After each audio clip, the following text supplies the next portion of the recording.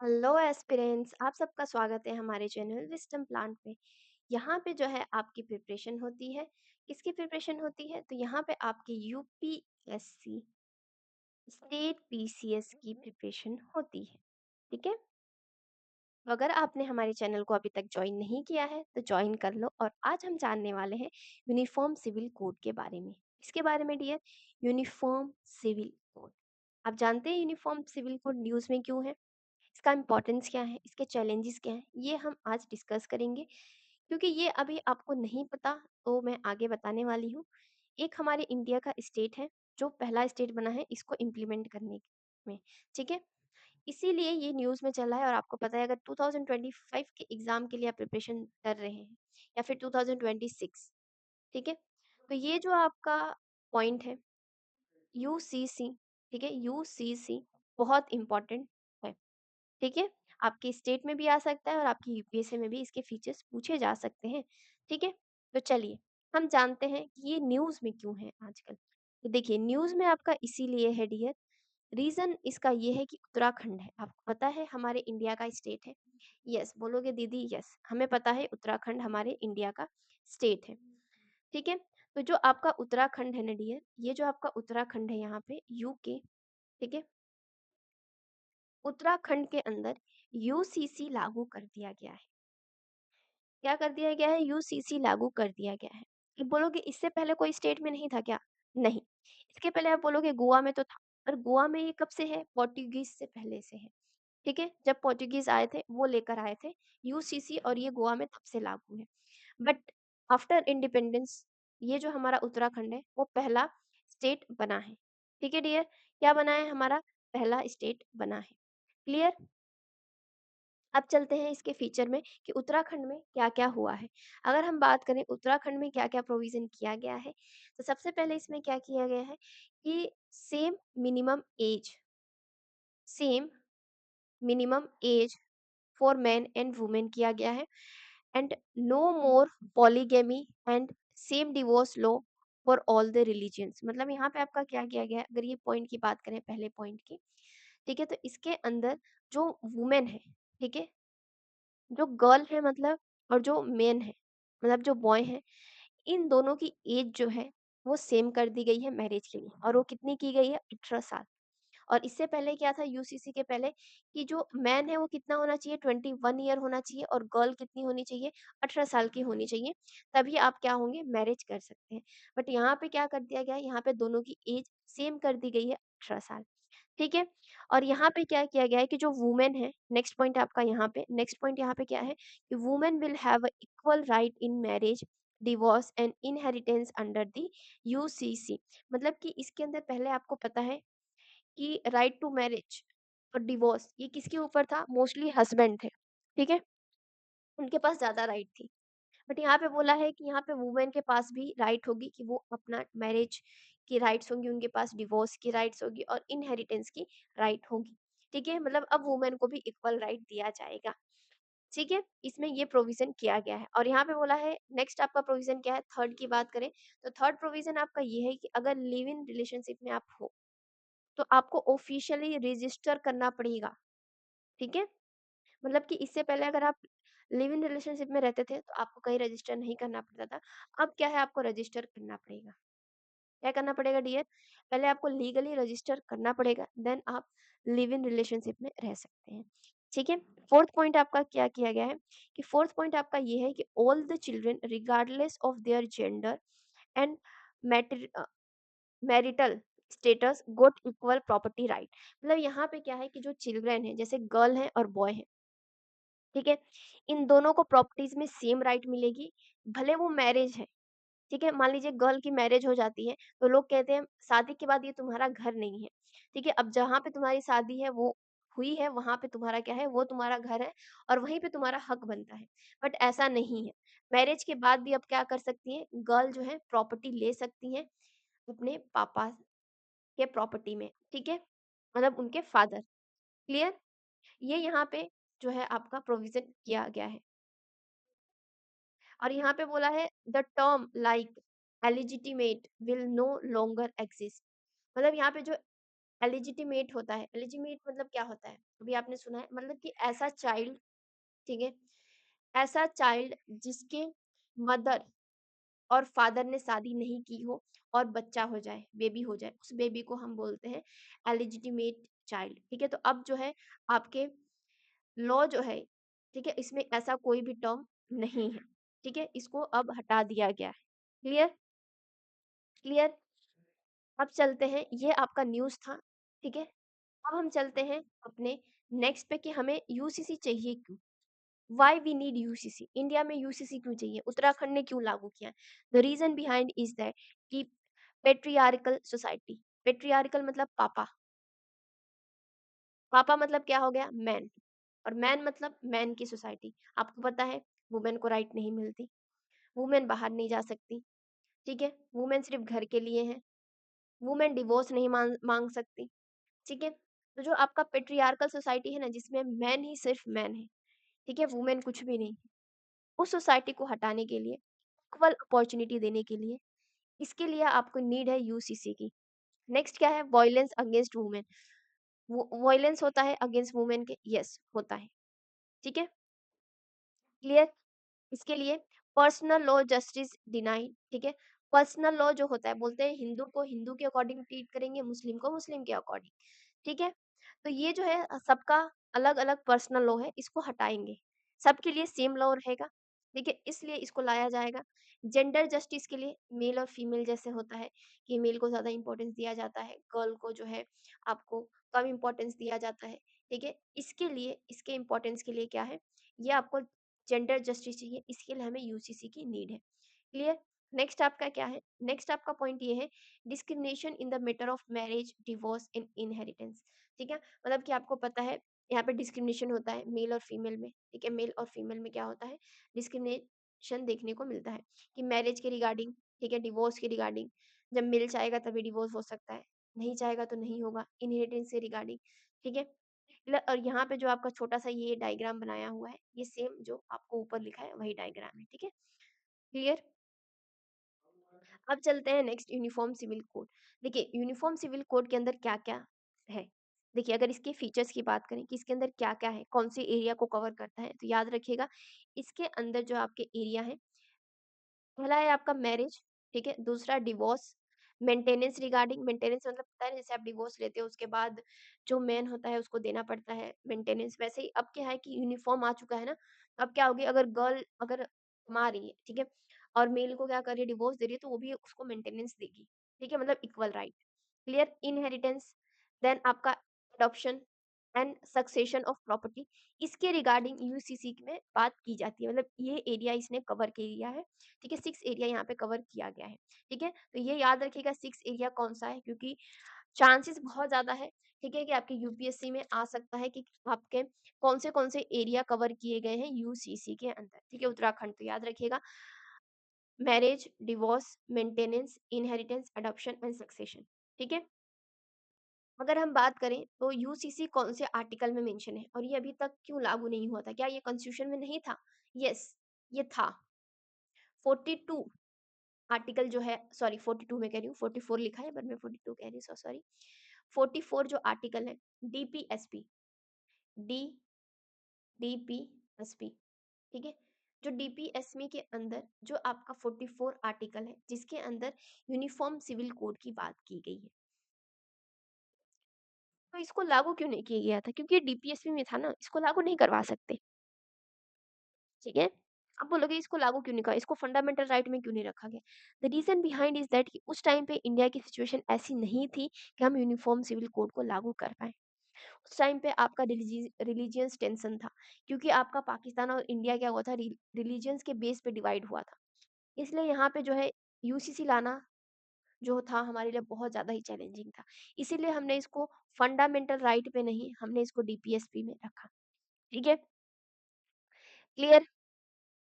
और यूसीसी मतलब क्या होता है कि refer a common set of law governing a civil right of every citizen, मतलब यहाँ पे सबके लिए क्या हो, सेम राइट हो। ठीक है, ऐसा नहीं कि Hindu will be treated according like Hindu, Muslim will be treated according like Muslim. ठीक है, और मेल और फीमेल में ऐसा बायस किया जाएगा, नहीं किया जाएगा। ठीक है, क्लियर? यहाँ पे कुछ टाइमलाइन है, जैसे कि यूसीसी की डिमांड हुई थी, जैसे कि UCC was sought to be enshrined in the constitution of India, fundamental right by Minoo Masani, हसन Mehta, Amrit Kaur and doctor B R Ambedkar. जैसे कि डॉक्टर बी आर अम्बेडकर, ये कॉन्स्टिट्यूंट असेंबली की बात है कि 1947 में जो आपके डॉक्टर बी आर अम्बेडकर थे, अमृत कौर थी, ठीक है, फिर आपके मीनो माशिनी थी, इन्होंने बोला था कि ये जो यूसीसी है, यूनिफॉर्म सिविल, इसको फंडामेंटल राइट में रखना है, ठीक है, ऐसा वो डिमांड कर रहे थे। क्लियर? नेक्स्ट आपका क्या है कि 1948 के अंदर the article 44 of the Indian constitution set a implementation of uniform civil code which is the duty of the state under the part 4। मतलब यहाँ पे 1984 में जो है आपका ये बोला गया कि ये जो आपका पार्ट 4 के अंदर जो है आपका डीपीएसपी, उसके अंदर जो आर्टिकल 44 है, ये स्टेट की ड्यूटी है कि इसको क्या करे, इम्प्लीमेंट करे, क्या करे डियर, इसको इम्प्लीमेंट करे, ठीक है। फिर 1954 में passage of special marriage act provides a permission of civil marriage above any religious person law। ठीक है, यहाँ पे 1954 में क्या किया गया कि यहाँ पे एक स्पेशल मैरिज एक्ट यहाँ पे पास किया गया, ठीक है, यहाँ पे प्रोविजन आया कि यहाँ पे सिविल मैरिज होनी चाहिए सबके पर्सनल लॉ के अकॉर्डिंग, ठीक है। फिर यहाँ पे 1956 के अंदर क्या आता है कि Hindu code will be pass dividing a personal law in the common Indian citizen Muslim community. यहाँ पे फिर हिंदू कोड आया, ठीक है, जिसमें आपको डिवीजन देखने को मिला, ठीक है। फिर 1986 में आया कि राजीव गांधी गवर्नमेंट www.in चाम बनो केस, ठीक है, widen the differences in the civil rights, ठीक है। मतलब यहाँ पे 1986 में आपका शाह बानू केस आया था, जिसके अंदर यूसीसी की डिमांड की गई थी, क्योंकि इनके जो हस्बैंड थे इन्होंने इसको डिवोर्स दे दिया था और ये चाह रही थी कि इन्हें मेंटेनेंस मिले, जबकि मुस्लिम के लॉ के अंदर बात करें, ठीक है, मुस्लिम के अकॉर्डिंग जो है कोई भी मेंटेनेंस नहीं दिया जाता है, हिंदू में दिया जाता है बट मुस्लिम में नहीं दिया जाता है। तो शाह बानू ने ये डिमांड की थी कि उनको भी मेंटेनेंस चाहिए, ठीक है। फिर आपका 2003 में आया था कि then president of Abdul Kalam supported the UCC. मतलब 2003 में जो आपके प्रिय डॉक्टर अब्दुल कलाम थे, ठीक है, उन्होंने क्या किया था, सपोर्ट किया था, उन्होंने कहा था कि यूसीसी हमें लाना चाहिए, ठीक है। 2015 में supreme court asserted the need of UCC. मतलब कि 2015 में सुप्रीम कोर्ट ने भी बोला कि यहाँ पे यूसीसी की बहुत ज्यादा जरूरत है, ठीक है, हमें लागू कर देना चाहिए। मतलब ये आपका टाइमलाइन था कि जिसके अंदर कैसी-कैसी यूसीसी की डिमांड हुई, ठीक है, और किसने क्या कहा। क्लियर? तो यहाँ पे डॉक्टर बी आर अम्बेडकर से लेके शाहबानू केस से लेके आपके डॉक्टर बी आर अम्बेडकर, आपके अब्दुल कलाम, ठीक है, सुप्रीम कोर्ट सबने कह दिया है कि यूसीसी की जरूरत है, ठीक है। बट याद रखिएगा यूसीसी जो है आपका, वो अभी इंडिया के सारे स्टेट में लागू नहीं हुआ है डियर, ये सिर्फ आपके उत्तराखंड में लागू हुआ है, ठीक है। अब इसकी बात करें बेनिफिट की, प्रोज मतलब क्या होता है, बेनिफिट मतलब इसका एडवांटेज क्या है। अगर एडवांटेज देखें तो विल इंटीग्रेट नेशन, ये क्या करेगा, नेशन को जोड़ के रखेगा, ठीक है। Clear? It will help in bringing every Indian despite his caste religious tribe under the one nation civil code conduct. मतलब यहाँ पे क्या होगा, जैसे कि आपका ट्राइब कुछ भी हो, रिलीजियंस कुछ भी हो, आप लोग क्या होंगे, साथ में होंगे, क्योंकि आपका जो सिविल कोड है वो सेम है, ठीक है। तो ये क्या करेगा, इंडिया को जोड़ेगा, ठीक है। और it will help in the reduction of vote bank politics. Vote bank politics जो है इसका रिडक्शन करेगा। जैसे कि आप बोलते हैं, टाइम आता है तो बहुत लोग कहते हैं कि I will do for the tribal people like this, ठीक है, मैं इस कम्युनिटी को ऐसा करूंगा, मैं ऐसा चेंज कर दूंगा, ठीक है। तो इसमें क्या होता है कि लोग क्या करते हैं, वोट का पॉलिटिक्स खेलते हैं, ठीक है। तो ये जो है खत्म हो जाएगा। नेक्स्ट है आपका personal law are a loophole. इसके अंदर क्या है, जो पर्सनल लॉ होता है वो लूप होल है, इस लूप होल को हम क्या कर देंगे, क्लियर कर देंगे, ठीक है। क्लियर? जैसे कि मैंने आपको बताया शाह बानू केस में क्या हुआ था आपका, इसके अंदर उन्होंने किसकी बात की थी, मेंटेनेंस की उन्होंने डिमांड की थी, और वो बिलोंग किससे करती थी, मुस्लिम से, मुस्लिम कम्युनिटी से। और मुस्लिम कम्युनिटी में जो आपकी वुमेन होती है उनको मेंटेनेंस नहीं दिया जाता है, ठीक है। इसीलिए जो है यहाँ पे क्या किया गया, यहाँ पे बोला गया कि ये लूप होल है पर्सनल होल, मतलब कि आपके पर्सनल लॉ का, ठीक है। क्लियर? तो इससे हम क्या करेंगे, इसको भी हम एलिमिनेट कर देंगे, ये इसका बेनिफिट है। Sign of modern progressive nation, ठीक है। मतलब यहाँ पे क्या होगा कि हमारी जो इंडिया है वो मॉडर्न बन रही है, ठीक है, ऐसा हमें देखने को मिलेगा। सिंपल सी बात है, यस, अगर आप सबके लिए इक्वालिटी ला रहे हो, वुमेन मैन, ठीक है, और सारे रिलीजियंस में इक्वालिटी ला रहे हो, तो आप कहाँ जा रहे हो, आप मॉडर्नाइजेशन की ओर जा रहे हो, ठीक है। More right to women, of course right मिलेगी वुमेन को, ठीक है, डिवोर्स का राइट मिलेगा, फिर उनके प्रॉपर्टी का राइट्स मिलेगा, ठीक है, मैरिज का राइट मिलेगा, एज सेम कर दी जाएगी, ठीक है? तो ये क्या है, वुमेन को राइट्स दी जा रही है, ठीक है? All Indian should be treated same, जितने भी लोग हैं इंडिया में वो क्या होंगे, सेम होंगे, ठीक है? Clear? It will promote real secularism. इसके अंदर क्या होगा कि आपका रियल जो सेक्युलरिज्म है ना, सेक्युलरिज्म मतलब क्या होता है, सारे रिलीजियंस का सेम सम्मान, ठीक है? सबको क्या दिया जाए, सेम सम्मान दिया जाए, सबकी रिस्पेक्ट की जाए, ठीक है? ये जो है ना, अगर आप यूसीसी ला रहे हो तो ये आपका रियल सेक्युलरिज्म शो करेगा, ठीक है? क्योंकि हर एक रिलीजियंस के सिविल जो मैटर होंगे वो उसके लिए सेम कोड होगा, ठीक है? सेम सिविल राइट्स होंगी, ठीक है? तो ये क्या करेगा, सेक्युलरिज्म प्रमोट करेगा। क्लियर? तो यहाँ पे कुछ और भी है, ठीक है? कुछ और भी मतलब कि यहाँ पे प्रोस जो इसके एडवांटेज है, यहाँ पे और भी मेंशन किए गए हैं। सेम ही चीज़ है, कुछ डिफरेंस होंगे, एक बार पढ़ लेते हैं, ठीक है? यूसीसी विल इंटीग्रेट इंडिया, ये पॉइंट हमने कवर किया है, ठीक है? It's sign a progressive nation, yes ये भी है। All the citizen will be treated same, सही बात है, ये भी है, ठीक है? It will safeguard the right of religions minorities and the women, ठीक है? यहाँ पे माइनॉरिटीज एक न्यू वर्ड है कि ये माइनॉरिटीज, रिलीजियंस, इन सब के जो राइट्स होते हैं उसको सेफगार्ड करेगा, ठीक है? UCC will lead to the coherent legal system, ठीक है? ये आपका कोहेरेंट लीगल सिस्टम जो है एस्टेब्लिश करेगा, ठीक है? क्लियर? नाउ अब चलते हैं कॉन्स पे। कॉन्स मतलब यहाँ पे क्या है, डिसएडवांटेज। ये क्या है आपका डिसएडवांटेज, इसके क्या है, तो practically difficult due to the diversity in India, ठीक है? मतलब कि अगर इसके डिसएडवांटेज की बात करें तो प्रैक्टिकली बात करने के लिए तो ठीक है कि हाँ, हमारे इंडिया में यूसीसी लागू होगा, सब सेम होगा सिविल राइट, वुमेन को भी सेम मिलेगा राइट्स और मैन को भी सेम राइट मिलेगा, नहीं, बट ये प्रैक्टिकली जो है ना वो डिफिकल्ट है इंडिया में लागू करने, क्योंकि इंडिया जो है डाइवर्सिटी यहाँ पे ज़्यादा देखने को मिलती है। ठीक है? यहाँ पे क्या है, इंडिया पूरी डाइवर्सिटी है। ठीक है? डाइवर्सिफ़ाई है इंडिया। इसीलिए यहाँ पे प्रैक्टिकली इसको लागू करना थोड़ा डिफिकल्ट है। इसीलिए आपको पता है 76 ईयर हो चुके हैं हमें आज़ादी को तो नहीं 76 नहीं हुआ है, अभी तो इसको अगर हम काउंट करें तो अराउंड ये 79 ईयर्स हो चुके हैं आज़ादी को। ठीक है? बट स्टिल हमने यूसीसी अभी तक लागू नहीं किया है। ठीक है? Clear? Reason behind is that practically ये थोड़ा सा डिफिकल्ट पड़ता है, ठीक है? Interference of state in the personal law. दूसरा ये कि जो पर्सनल लॉ होगा, ठीक है, जो पर्सनल मैटर होगा उसके अंदर इंटरफियर होगा स्टेट का। स्टेट मतलब यहाँ पे गवर्नमेंट का, ठीक है? जैसे यहाँ पे क्या होता है, मुस्लिम ट्रीटेड अकॉर्डिंग मुस्लिम लॉ, ठीक है? Hindu will treated according Hindu law. तो इसमें क्या होगा कि स्टेट बोलेगी, यूसीसी आ जाएगा तो स्टेट क्या बोलेगी, नहीं आप मुस्लिम हो तो भी आपको मेंटेनेंस देना है, आप मुस्लिम हो तो भी आपको एक ही शादी करनी है, आप पॉलीगेमी नहीं कर सकते। पॉलीगेमी मतलब कि बहुत सारी औरतों से शादी करना, मतलब एक इंसान और बहुत सारी वाइफ को बोलते हैं पॉलीगेमी। तो यहाँ पे पॉलीगेमी ये स्टॉप करेगा, मेंटेनेंस देना पड़ेगा। जो मुस्लिम कम्युनिटी होगी वो बोलेगी नहीं हमें ये नहीं चाहिए, ठीक है? क्लियर? ये क्या बोलेगी कि स्टेट को, मतलब स्टेट मतलब गवर्नमेंट को बोलेगी आप हमारे मैटर में इंटरफेयर मत करो, ठीक है? तो इस चीज को लेके जो है ये कंसर्न है, यही इसका आपका क्या है, यही आपका डिसएडवांटेज है, ठीक है? The time is not yet suitable. यहाँ पे जो है टाइम जो है, अभी अगर बात करें इंडिया की तो इंडिया में इतना आपको हार्मनी देखने को नहीं मिलती है, ठीक है? आपको पता है क्लैश होता रहता है आपके कम्युनिटी के बीच में, तो ये सुटेबल नहीं है। और ये जो 21st लॉ कमीशन थी उसने बोला था यूसीसी इज नाइदर नेसेसरी और nor desirable at this stage, मतलब कि अभी नेसेसरी नहीं है और ना ही इसका हमें अभी जरूरत है इस स्टेज पे, क्योंकि इंडिया अभी क्या है, उतनी अच्छी से इसके अंदर हार्मनी नहीं है, ठीक है? क्लियर? इसीलिए उन्होंने कहा। फिर आता है sensitive and tough task to implement. एक तो सिंपल सी बात है कि ये सेंसिटिव और टफ टास्क है। सिंपल सी बात है, आप किसी के रिलीजियंस का अगर अगर कल को मैंने आपको बोला कि जैसे कि यहाँ पे मेंटेनेंस देना है आपको, पॉलीगेमी नहीं कर सकते आप, तो ये रिलीजियंस का बिलीफ है ना, कि ये क्या उनका बिलीफ है कि हमारे रिलीजियंस में हो सकता है।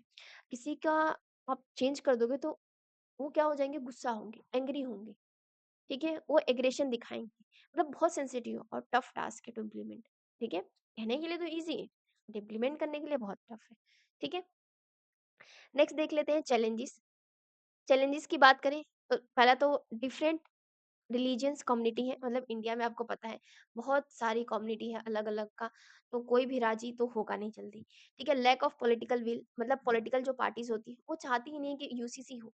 सिंपल सी बात है, अगर आप यूसीसी ला दोगे, हो सकता है पॉसिबिलिटी आपका 70% है कि नेक्स्ट टाइम जो आपकी गवर्नमेंट हो क्या हो जाए, हार जाए, ठीक है? और क्या हो जाएगा, अगर आप लागू भी करें तो क्लैश होगा, ठीक है? लड़ाइयाँ होंगी, दंगे होंगे, फसाद होंगे, तो पॉलिटिकल पार्टी डरती है, तो मतलब उनका इतना विल नहीं है, विल पावर नहीं है, ठीक है? दूसरा ये कि miss information about UCC. UCC के बारे में मिस इन्फॉर्मेशन भी है, ठीक है? माइनॉरिटीज़ को क्या लगता है कि अगर यूसीसी आ गया, जो मेजॉरिटी है ना, उनकी बातों को क्या किया जाएगा? सुना जाएगा, ठीक है? क्या किया जाएगा? मेजॉरिटी की बातों को सुना जाएगा, ऐसा माइनॉरिटीज़ का मानना है, ठीक है? मतलब कि ये क्या है? मिसगाइड है, ऐसा नहीं है, किसी की बात को नहीं माना जाएगा, दोनों क्या होंगे? इक्वल होंगे। क्या होंगे डियर? इक्वल होंगे, ठीक है? तो ये क्या है आपका? मिस इन्फॉर्मेशन है अबाउट यूसीसी। क्लियर? चैलेंजेस हमने देख लिया, अब हम बात करेंगे वे फॉरवर्ड की। वे फॉरवर्ड मतलब कि हम और क्या कर सकते हैं? तो यहाँ पे कंपैरेटिव एनालाइज़ कर लो, ठीक है? कि इनका पर्सनल लॉ के अंदर क्या है, ठीक है? फिर उसको अंडरस्टैंड करो, फिर उसको कॉमनैलिटीज़ निकालो, ठीक है? मतलब कॉमनैलिटीज़ मतलब उन दोनों के लॉ में कॉमन क्या है? वो कॉमन देख के आप क्या कर सकते हो? यूसीसी में रख सकते हो, जिससे क्या होंगी? दोनों पार्टी राज़ी हो जाएँगी। दोनों पार्टी कहने का मतलब आपका दोनों रिलीजियंस जितने भी रिलीजियंस है वो क्या करेंगे? यूसीसी के लिए राज़ी हो जाएँगे, ठीक है? इनेक्टमेंट ऑफ कॉमन प्रिंसिपल जो आपको ऊपर बताया कि एनालाइज़ करो कॉमन क्या है, फिर उसको क्या करो? इनेक्टमेंट करो, ठीक है? फैमिली लॉ बोर्ड, एक फैमिली लॉ बोर्ड बनाओ, ठीक है? विदिन यूनियन लॉ मिनिस्ट्री जो आपके क्या करेगी? जो आपकी फैमिली इश्यू है उसको डील करेगी, ठीक है? देन आपको ब्रिक टू ब्रिक अप्रोच लाना है। अ just code is far more important then a uniform code. एक आप अच्छा सा कोड लाओ हर एक रिलीजन्स के लिए। Pilot project can be initiated in the select region and communities which would demonstrate the viability, acceptance and practicality of UCC। मतलब इसमें यह क्या ये कहा गया है कि ब्रिक बाय ब्रिक अप्रोच मतलब पहले आप क्या करो रिलीजियंस के अंदर ही लाओ, ठीक है?